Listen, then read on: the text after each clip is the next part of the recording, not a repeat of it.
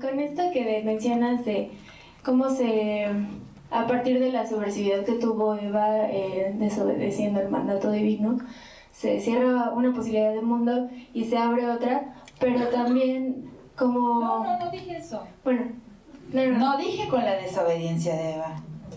Bueno, no, con el castigo. Son dos cosas totalmente diferentes, porque el comer la manzana, en fin, una travesura. Sí, claro. Vamos a castigar con el fin del mundo cualquier travesura que cualquier persona es lo que está pasando hoy, ¿no? Es el fin del mundo, de verdad. Sí. Pero bueno, es que justo yo acabo de leer el Génesis y como antes... Eso lo traigo fresco. Entonces, también, pues como antes Eva ni siquiera era Eva, era Isha, ¿no? Entonces, como desde su nombre filológico se hace una referencia a la igualdad entre Isha, o sea, claro, que antes era Adán. Entonces, en un mundo paradisíaco, como el que plantea el Génesis al principio, había una relación de igualdad. Y como a partir pues, de esta travesura se convierte un plano de desigualdad, ¿no? Pero bueno, yo pensando en el autor de estos mitos, o los autores o autoras que tuvieron estos mitos, pienso que fueron suficientemente sensibles como para darse cuenta de una problemática mundial que persiste, o sea, la era patriarcal de la cual no hemos salido, y se hizo esta explicación mítica de por qué hay desigualdad, ¿no? Y ellos, pues explicándolo con una relación teológica. Bien, exacto, sí, muy bien, estoy totalmente de acuerdo. O sea, en realidad hay una construcción mítica ahí que se transforma en un orden político, ¿no? Y que fue indispensable para la construcción de ese orden político.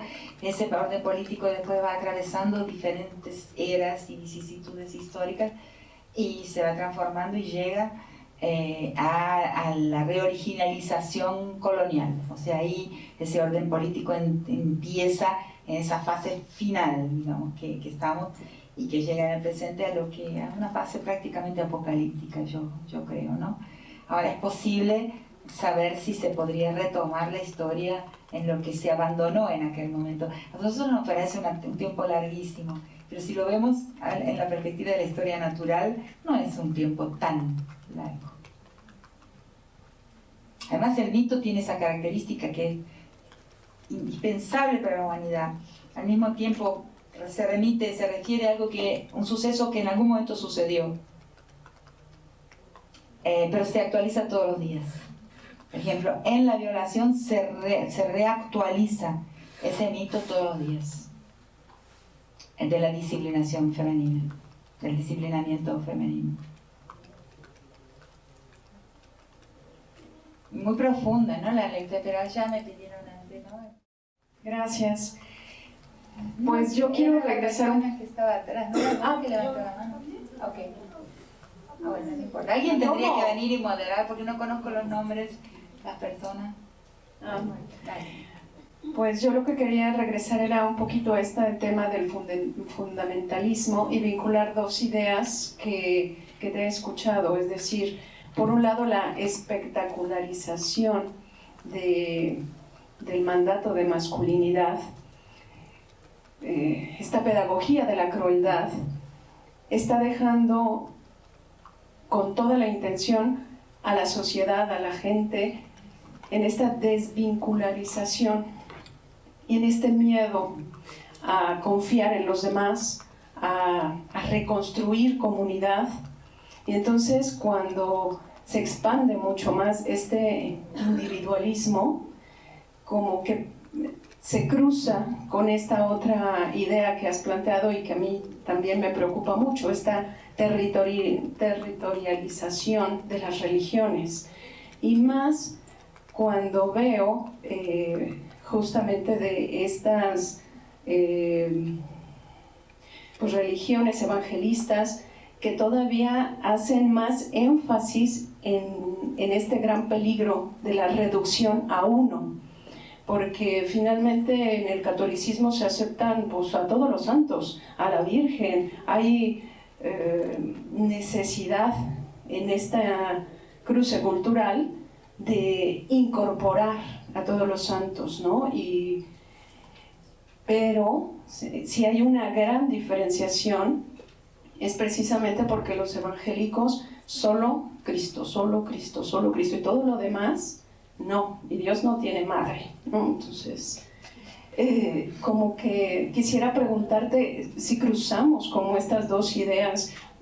Bueno, por lo menos para mí se me hace como fértil pensar en cómo este espectáculo de la crueldad, de la pedagogía de la crueldad, nos deja como más en esa sensación de soledad en la que es mucho más posible, y también la precarización de la vida, porque en donde está creciendo mucho más estas otras religiones, estas conversiones, justamente son en las clases precarias, ¿no? Donde la violencia, donde todo esto se vive como de más de cerca. No sé si por ahí poder seguir pensando en esto que planteas. Sí. Uy, hay varias cosas, ¿no? Son preguntas muy exigentes, ¿no? Entonces voy a ir por orden. Cuando hablo del espectáculo, solo esto, una pequeña corrección, y después paso a responderte. Cuando hablo del espectáculo, no hablo del espectáculo del mandato de masculinidad, hablo del espectáculo de la impunidad y de la crueldad. Claro, tienen que ver con el mandato de masculinidad, pero no son lo mismo. El mandato de masculinidad a veces inclusive pasa de una manera casi subliminal, ¿no? Es un mandato que pasa subliminarmente, no de una forma... en algunos momentos puede exigir un espectáculo cuando no está probado, cuando ese hombre no consigue probar por las buenas aquello que debe comprobar todos los días de su vida, ¿no? Entonces ahí puede ser que se le exija una prueba espectacular de su virilidad, que es la violación, por ejemplo. Cuando por alguna razón sus potencias no convencen a la cofradía, a la corporación de pares, ¿no? Pero eso es todo una cosa que es como incolora porque es la manera en que vivimos, o sea, el aire que respiramos, ¿no? Entonces cuando usé la palabra ese espectáculo, para mí, por ejemplo, Ayotzinapa y Ciudad Juárez tienen estructuras muy semejantes. Ellos no son problemas que ocurren porque hay impunidad, es al contrario, es exactamente a la inversa, son espectáculos de impunidad. O sea, son formas de exhibir que algunas personas son dueñas de un territorio. O sea, y ahí para exhibir que tienen soberanía jurisdiccional, la forma de decir eso es exhibir impunidad. Para mí hay una estructura ahí muy análoga. Y en otros casos también, ¿no? Entonces hay un adueñamiento. La cuestión del espectáculo, en la manera en que lo hablo, es asociado ahí. Ahora pasemos a la pregunta, ¿no? Claro, mi definición de pedagogía de la crueldad es esta, muy concreta. Es todo aquello que nos enseña a transformar la vida en cosa. Es justamente aprender a instalarse en una subjetividad de estructura psicopática. O sea, ¿qué es la estructura de personalidad psicopática? No estamos en psicópatas que salen matando de esos seriales de las películas, no. La estructura de personalidad psicopática es aquella, por definición, no empática, no vincular, que no siente el sufrimiento del otro, no tiene la compasión no está en pauta.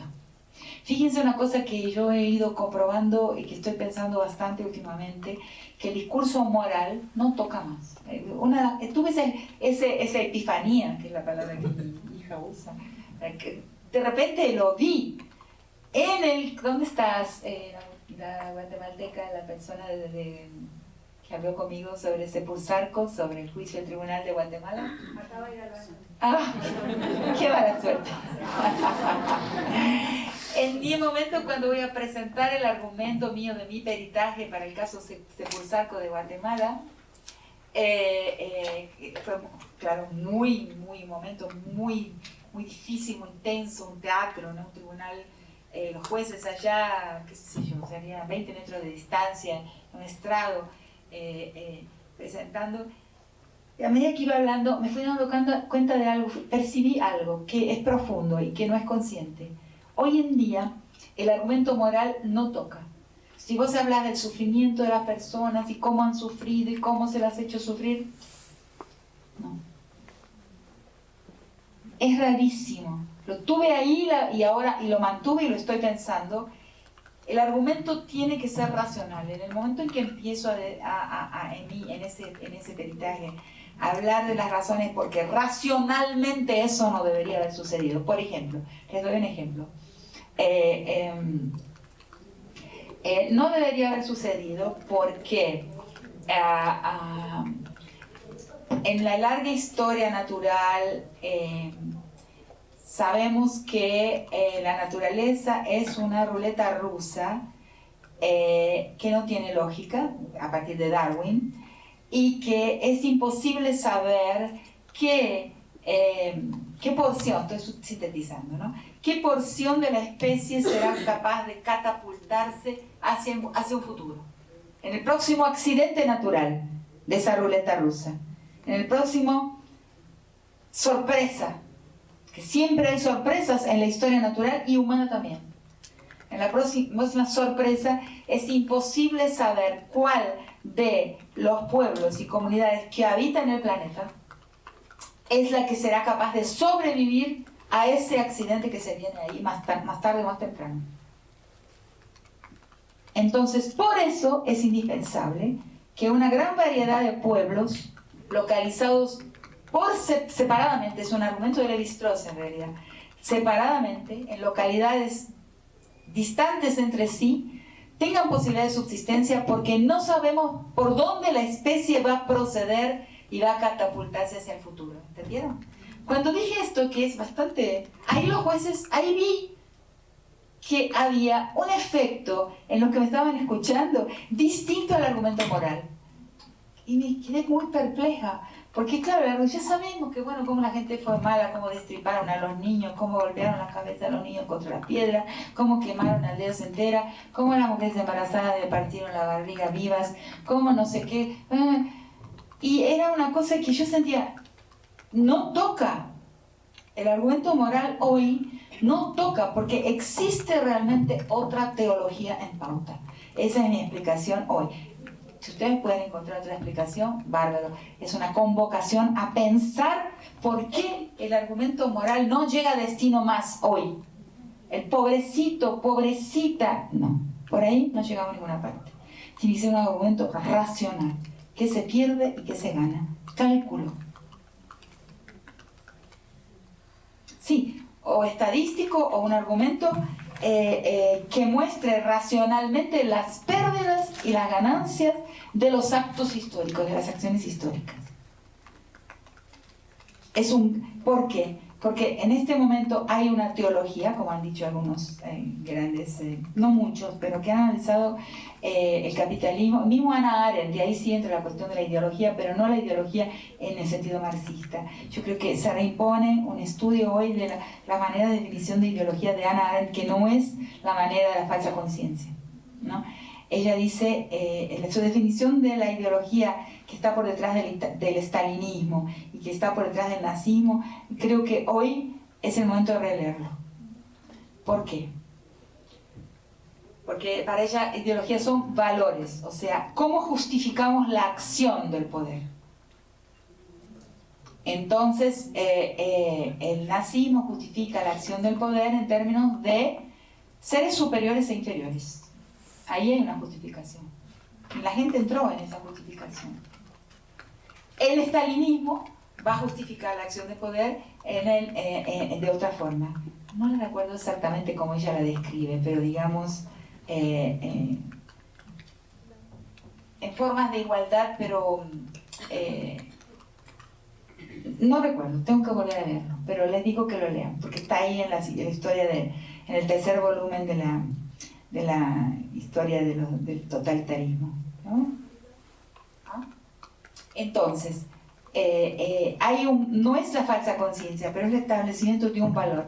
Y hoy, el capitalismo tiene valores, es una teología, sí, hay una teología del capital. Y esa teología del capital se basa también, igual que la del stalinismo y la del nazismo, en una racionalidad potente que establece valores clarísimos, que son racionales vistos desde la perspectiva del mercado. Por ejemplo, cálculo de costo-beneficio, competitividad, ser competitivo, la productividad, ¿no? ¿Quién es productivo? Y todo lo que contribuye por excelencia, el centro de toda esta teología es lo que va a contribuir con la acumulación-concentración. Todo eso es el bien. Ahí hay una definición de bien. ¿Entienden? Es muy difícil contraargumentar contra eso. No es fácil. Porque el argumento moral contra eso, pero miren, no está surtido. Hay una vacuna, ya es, no llega a destino. Hay una... no es convincente. ¿Entienden lo que estoy diciendo? Es muy complicado. Entonces, ¿qué es lo que es convincente? Eso es una cosa que hay que analizar. Bueno, me desvié bastante la pregunta, pero estas son cosas que están vinculadas entre sí. Entonces, la pedagogía de la crueldad es todo aquello que cosifica. El cuerpo de la mujer ahí es la escuela, o sea, donde se aprende por excelencia. El prostíbulo es la escuela de pedagogía de la crueldad. Ahí se aprende a ver un cuerpo de un ser humano como cosa rapiñable, apropiable, comprable, etc. Es fundamental, es una pedagogía esencial para todos los otros aspectos del camino de la acumulación-concentración. Entonces, crueldad es eso, no es solamente hacer sufrir, es hacer sufrir de una forma perversa, es hacer sufrir de una manera ¿qué quiere decir perversa? Es algo muy particular, es hacer sufrir perversamente, porque mostrando que el cuerpo, la vida humana y no humana es solamente cosa, no es dotada de agencia, de destino, de deseo, ni nada. Solo pocos son titulados, son legítimos como sujetos de agencia y de deseo. Esto es un campo realmente, como ustedes deben haber visto quizás en entrevistas, eso que estoy pensando, por eso lo digo, es una convocatoria a pensarlo. La pedagogía de la crueldad la constatamos en un montón de lugares y cómo ha caminado entre nosotros, ¿no?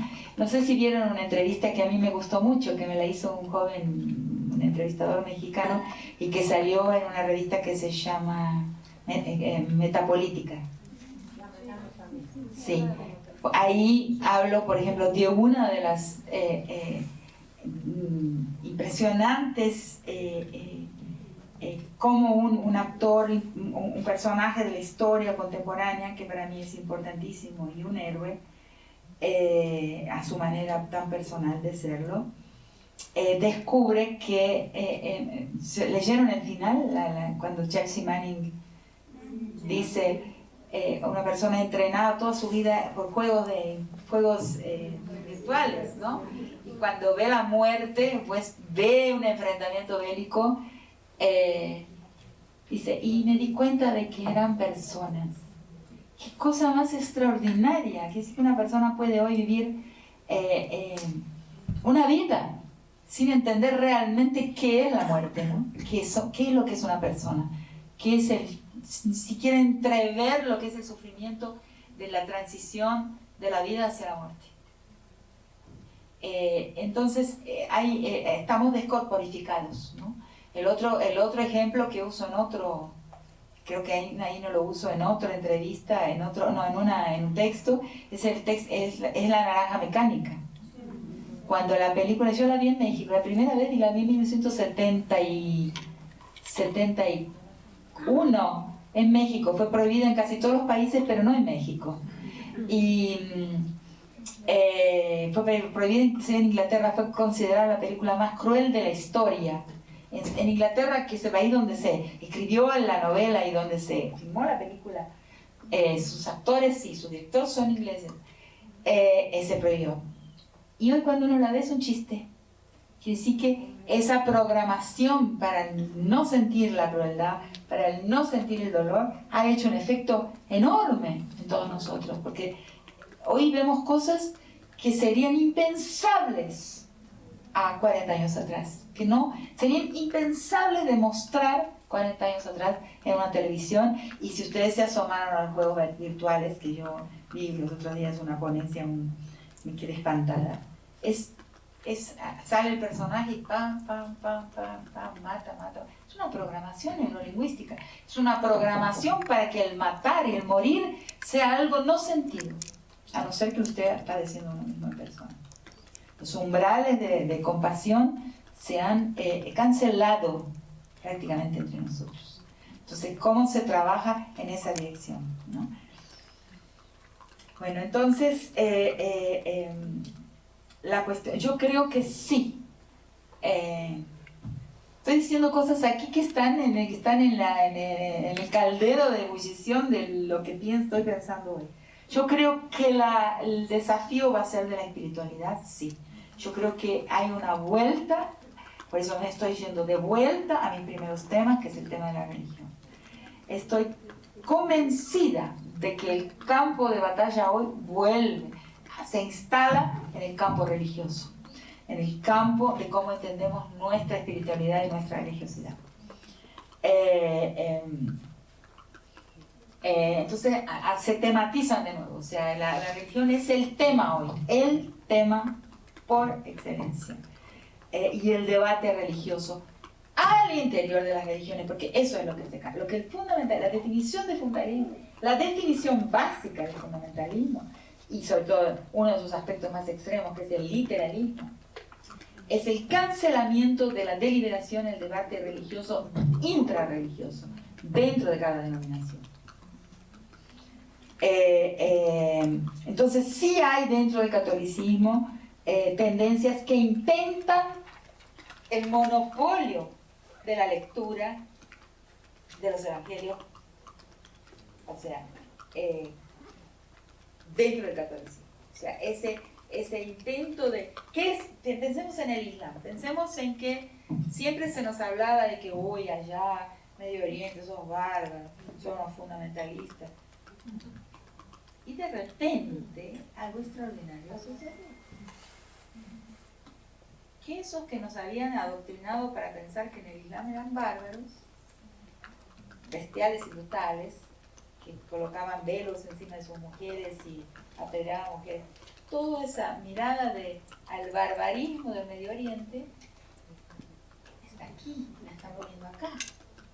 Alguien la está poniendo entre nosotros, donde no existía, donde nunca lo hubo. Tendremos muchos defectos, ¿no? Pero ese no.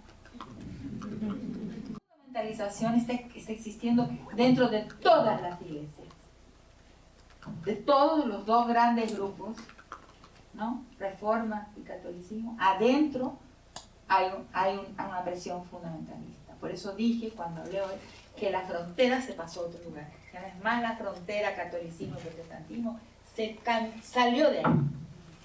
Ahora la frontera pasa por otro lugar. Catolicismos y protestantismos fundamentalistas, o sea que quieren cancelar la exégesis, el debate exegético, la hermenéutica del texto de la religión, la abertura, porque ¿qué es la grandiosidad del texto bíblico en todo ello?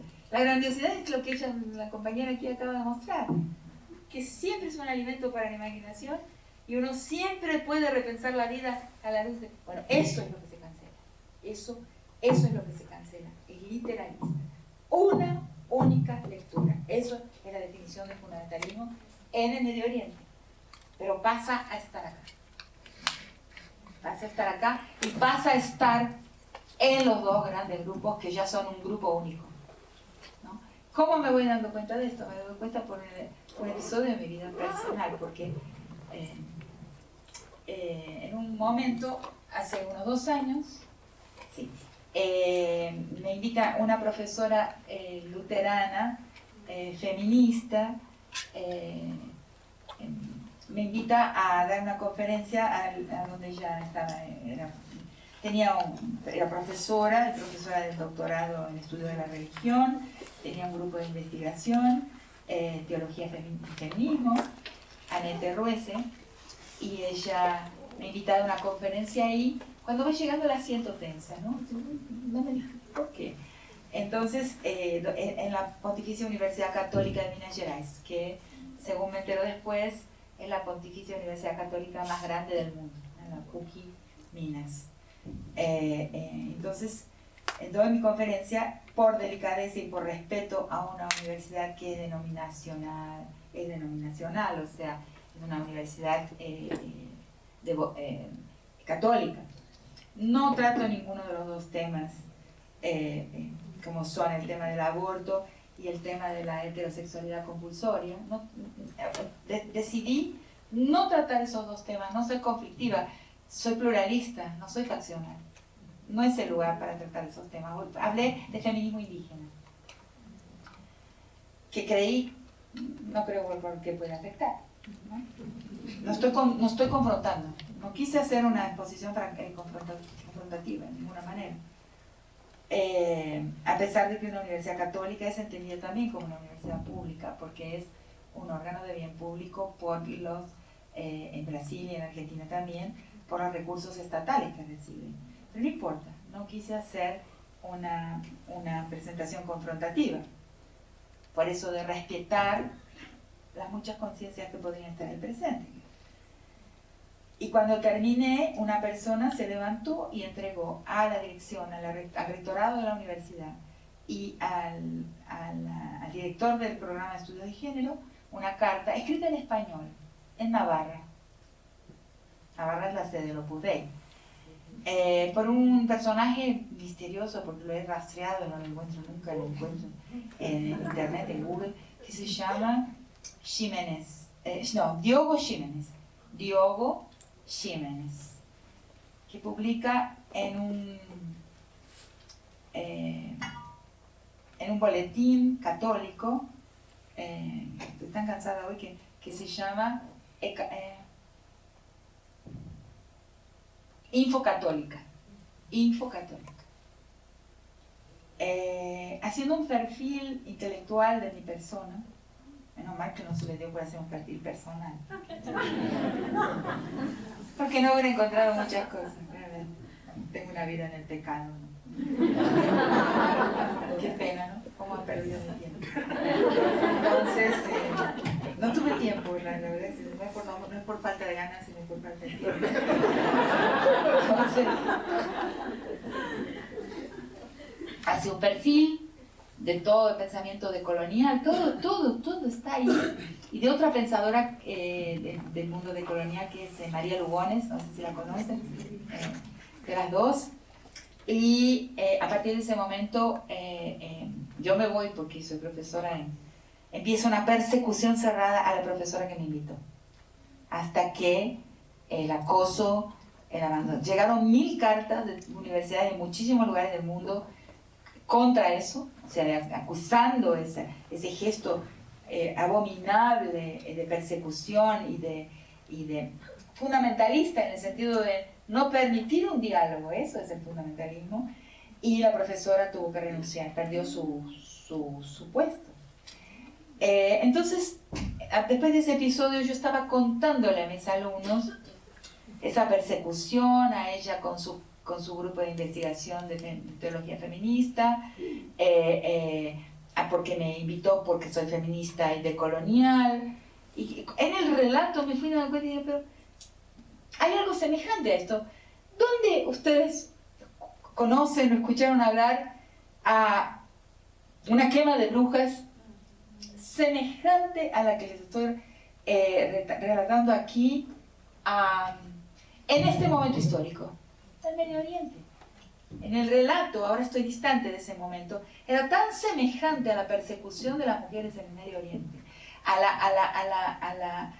la demonización de la libertad de las mujeres de pensar, de agruparse, de buscar su bienestar, muy semejante a lo que sucedía, a lo que sucede en el Medio Oriente. Entonces, fundamentalismo también tiene ese otro lado entre nosotros, que es traer una guerra que no existe, traer una guerra faccional que no existe entre nosotros, instalar aquí una guerra contra las mujeres, una religión que se afirma solo y por excelencia en la dominación del cuerpo de las mujeres. Eso es nuevo. Podría existir formas suaves, digamos, de, bueno, sí, hay que ser virgen como la Virgen María, pero bueno, porque siempre hubo el perdón dentro del mundo, dentro del capitalismo, dentro del catolicismo, está la idea del perdón, es muy fuerte. O sea, lo que distingue y ha distinguido el catolicismo y me lo he peleado tantas veces con mi profesor que era anglicano, era británico, era anglicano, porque él no cree, dice, ustedes pueden hacer cualquier cosa y después se perdonan. Y sí, le digo, esa es la grandeza. Otro ser humano te escucha y te perdona. Entonces, como que existe ahora un cancelamiento del perdón. Hay una lectura única donde el perdón deja de ocupar ese lugar precioso que tenía. Entonces, cuidado, porque hay cambios muy profundos dentro del catolicismo.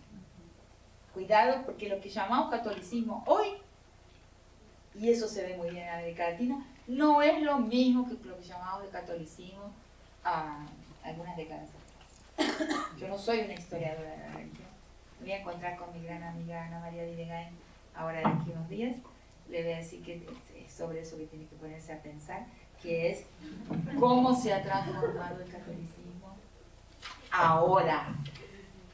Se ha fundamentalizado y es una característica que por más que hubo quema de brujas, inquisición, nunca la tuvo de esa forma, especialmente en nuestro continente, que no es mucho canónico, no es muy canónico, ¿no? Se fusiona con varios elementos de las religiones tradicionales de una forma híbrida, de una forma en que la reforma no admite. Entonces creo que tenemos que repensar y luchar dentro del campo religioso. En los años 70-80 fueron años de ecumenismo, donde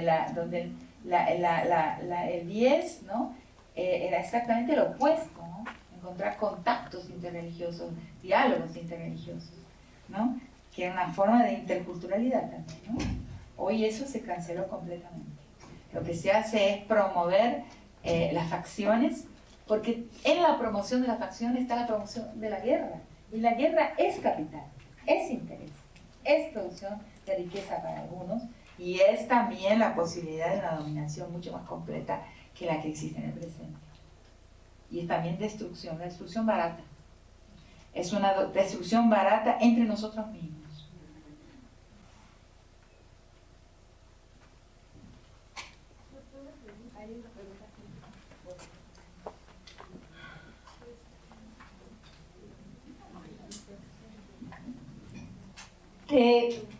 Yo vengo de Chilpancingo, Guerrero, un estado que tiene alerta de violencia de género y donde su principal economía es el narcotráfico. Definitivamente, en complicidad la autoridad con el narcotráfico, ¿no? Estas famosas alertas no funcionan, ¿no? De tal manera que no sé, puedo estar equivocada porque parece que así lo estoy concebiendo. Las alertas se me hacen como un poco románticas.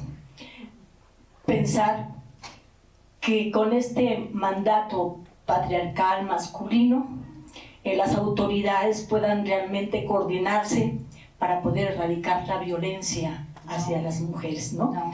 Eso es Puedo estar equivocada, no sé, me gustaría que se comentara. La otra cuestión es que ha estado creciendo estos movimientos pro vida. Quiero hacerles este pequeño comentario. El 13 de septiembre yo fui galardonada con uno de los premios, que es el Sentimiento de la Nación, que es uno de los preseas en Guerrero, y por primera vez se da a una feminista, defensora de derechos humanos.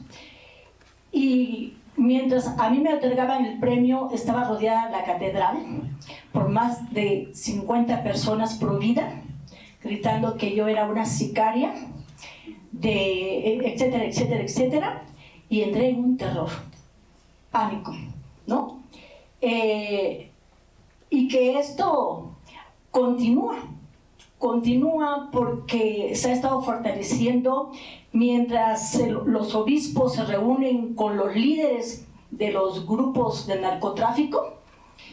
Al mismo tiempo, no se sigue hablando de que las mujeres que han sido asesinadas lo merecen, y lo dice el mismo obispo, lo merecen por prostitutas, por halconas, por sicarias, etc. Y entonces estamos viendo toda una complicidad, ¿no?, en el estado de Guerrero, en el cual los feminicidios se han potencializado, se han incrementado, ¿no? Y entonces yo me preguntaba, ¿qué hacer? ¿Qué hacer para que realmente esto pueda parar? Y como tú dices un momento, tenemos que desconstruir ese mandato, tenemos que construir en comunidad. Las mujeres, yo me pregunto, ¿pero qué más tenemos que hacer? ¿No? Esto. Realmente, lo que describís, ahí se ve posiblemente de una forma clarísima, de una forma transparente, o sea, se ve en esa descripción que hiciste emerge la estructura misma, ¿no? Se vuelve visible el esqueleto, ¿no? Pero eso que estás describiendo está en todas partes hoy, ¿no? Está en todas partes. Bueno, todos estamos pensando qué hacer. Cómo esas personas fueron capturadas y traídas a un fanatismo que les permite expresar su resentimiento. Ahí hay una expresión profunda de resentimiento por parte de las personas que se han fanatizado en torno de consignas que siquiera entienden muy bien. ¿Cómo traer a esas personas a la razón? Porque ni Tomás de Aquino pensaba que un conjunto de células era un ser humano. O sea, los santos de la iglesia no pensaban eso. Es una falsa información que esas personas tienen, ¿no? Ese cerramiento en que el aborto es un asesinato de una persona y no les importa, no se manifiestan con la misma fuerza frente al asesinato de un montón de personas que sí son personas ya con autonomía moral y autonomía física, ¿no? Una persona tiene que tener autonomía moral y autonomía física, ¿no? Un bebé es una construcción de persona, ya está dotado del afecto. O sea, el afecto, ahí las sociedades indígenas lo tienen mucho más claro. El afecto humaniza, ¿no? Y va transformando un ser orgánico en persona. Esas personas nunca han parado para analizar realmente qué es una persona y cómo la Iglesia a lo largo del tiempo ha visto y debatido esa cuestión. Entonces, pero están fanatizadas y ese fanatismo les permite tener idea de grupo, congregación, idea de hacer parte de una grey, lo cual se vuelve muy importante para un mundo donde las personas están muy solas, son muy fácilmente arrebañables para la grey, para una grey, porque la soledad extrema, la precariedad de los vínculos hace que las personas naturalmente busquen lugares donde pueden congregarse como grey. Inclusive la Iglesia lo ha hecho muy poco en los últimos tiempos. Los evangélicos lo han sabido hacer mucho mejor, lo de la comunalización de la gente que asiste a la Iglesia. Y finalmente, con esas consignas, la gente puede sentirse parte de algo, lo cual en el mundo de hoy tiene un valor impresionante, ¿no? ¿Cómo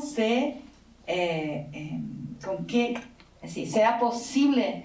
Hay que esperar en el tiempo que ese fanatismo caiga por sí mismo. En la historia ya hemos visto algunos fanatismos que solo el tiempo los desmontó. Ese va a ser uno más. Ahora, yo sí creo que el trabajo es la congregación, la formación de vínculos comunales, de la reconstitución de tejidos comunitarios, el esfuerzo vincular de las personas. No es fácil en el mundo de hoy, implica reciprocidad, ¿no? Implica la creación y la donación. Yo digo en mis textos, quizás ustedes lo deben haber visto, que hay dos grandes proyectos históricos en curso. El proyecto histórico de las cosas, ¿no? Donde la meta son las cosas, pero además quienes persiguen las cosas del consumo, ¿no? Acaba también siendo transformado en cosas, ¿no? El que persigue la meta de las cosas acaba también cosificado, ¿no?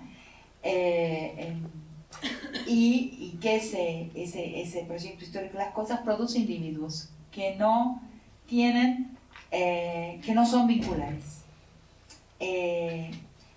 ¿Por qué? Porque para perseguir la meta de las cosas es posible invertir, inclusive financieramente, en las cosas y desinvertir en vínculos. La inversión es en las cosas y no en los vínculos. Ahí hay una competencia de las inversiones. Y la otra meta histórica del otro grupo, aunque todos vivimos una especie de vida mixta, anfibia, es la meta histórica de los vínculos. Ahí vemos las sociedades de organización comunal, todavía hoy. O sea, son sociedades comunales que invierten que realizan el gasto, y esa es la palabra exacta, en el vínculo. O sea, gastan cosas en el vínculo. Y el otro proyecto gasta vínculo en las cosas. En general vivimos entre los dos. Un poco gastamos en los vínculos, un poco gastamos en las cosas. Pero hay un momento en que, como diría Zizek, la guillotina cae y hay que tomar una decisión. ¿En qué vas a invertir? Entonces yo creo que la inversión en este momento en los vínculos, que implica reciprocidad, implica pérdidas, implica inversión de tiempo, de dinero también, en la comunalidad, en la reconstitución de la comunalidad, que no es la grey funcional, o sea, que lo que esas personas están gozando, el gozo, ¿dónde está el gozo de esas personas ahí? El gozo está en sentirse parte, en formar parte de algo, que es esa gente que está gritando ahí toda junta. Nosotros no tenemos que construir una alternativa, no reactiva eso, pero construir vínculos, construir otro espacio de gozo, que no lo estamos haciendo. Yo estoy haciendo por mi lado, estoy construyendo eso, de varias formas. Pero creo que todos debemos hacer un gran esfuerzo de inversión en tejido vincular comunal, pero como forma de satisfacción, como lugar de felicidad, como lugar de satisfacción. Eso implica una espiritualidad, sí, de algún tipo. O sea, la comunidad no se puede inventar comunidad. La comunidad necesita de una densidad simbólica, de un cosmos propio, de un cosmos compartido. En este momento, nuestro cosmos compartido, quizás por el lado de aquí, esté muy en crisis. Esas personas están sintiendo que tienen un cosmos compartido. Y eso es lo que les entusiasma. Es estar juntos, atrás de algo bárbaro, pero no importa. Pero están juntos ahí. Eso hay que tenerlo claro, creo yo. Entonces yo creo que la disputa, el gozo espiritual, comunal, cósmico, es algo que necesita ser revivido.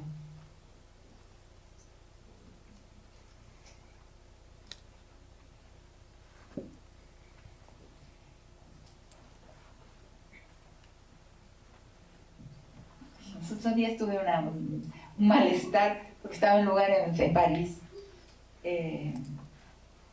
y en fin. Entonces unas feministas allá estaban hablando en términos de los grandes principios de la Revolución Francesa, ¿no? Fraternidad, igualdad, libertad. Y yo me saqué una foto en un lugar, en la calle había un letrero así que decía Equalité, liberté, poulet, pollos. Eso es lo que yo creo. ¿Por qué? Qué bárbaro, ¿no? Un poco agresivo, ¿no?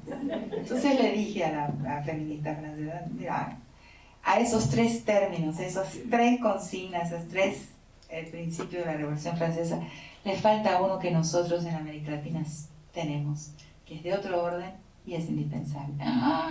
Wow, parecía que hubiera dicho viva el diablo, cosas así, ¿no? No, herejía total. La reciprocidad.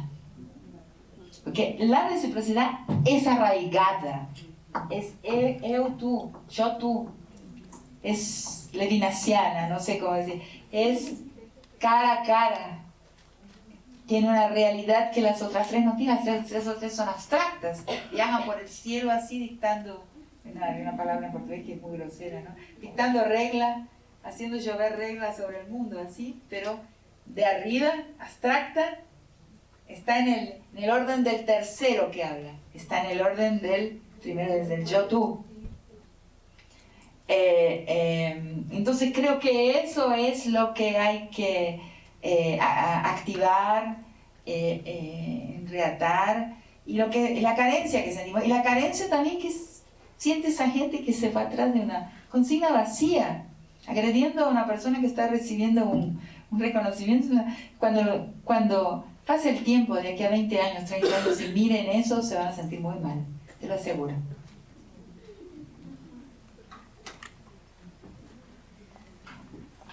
Pero podemos seguir también mañana, ¿no? Hay tiempo. Escriban la pregunta.